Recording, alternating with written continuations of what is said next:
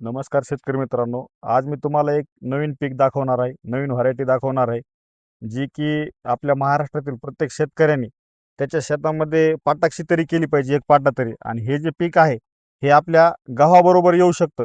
आणि जे उपवासधारक शेतकरी आहेत किंवा जे उपवासधारक वर्ग आहे, भक्त, त्यांच्यासाठी हे पीक आहे.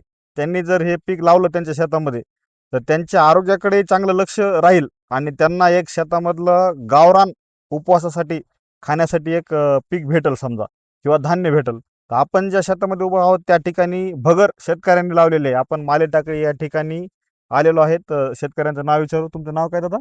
विठ्ठल यादवराव वाकेकर, गाव माले टाकळी, तालुका सेलू, जिल्हा परभणी. यांच्या शेतामध्ये त्यांनी भगर लावलेली आहे आणि ते दरवर्षी त्यांच्या शेतामध्ये एक पाटा दोन पाटा भगर करतात आणि त्या भगरीवरच ते त्यांचं पूर्ण जे काही उपवास धरण्याची टेंडन्सी आहे किंवा उपवास धरतात, ते पूर्ण उपवास वर्षभर त्यांना पुरतं याच्यामध्ये. आणि ज्यांनी पाटाक्षी भगर लावलेली आहे तर त्या भगरीमध्ये त्यांना जवळपास 2 थैल्या भगर होईल, म्हणजे जवळपास क्विंटलभर भगर होईल, एवढी भगर त्यांच्या शेतामध्ये आहे.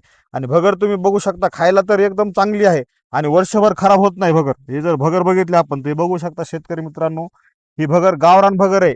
आपल्या मार्केटमधल्या भगरीपेक्षा कितीतरी पट चांगली, खायला चांगली. आणि ही जर भगर आपण एकदा खाल्ली तर आपण मार्केटमधली भगर खाऊ अजिबात शकत नाहीत. खाणारच नाहीत आणि खाऊ शकणारच. विशेष गोष्ट या भगरीचं असं आहे की पाकिटबंद भगरी ज्या आहेत त्या भगरी खराब व्हायला त्याच्यामधून शेतकरी असतील किंवा इतर आपले जे उपवासधारक भक्त असतील, त्यांना त्या याच्यापासून विषबाधा व्हायली. पण ही जर भगर आपल्या शेतामध्ये पेरली तर आपल्याला ह्या भगरीपासून खायला पौष्टिक तत्व पण भेटणार येतं.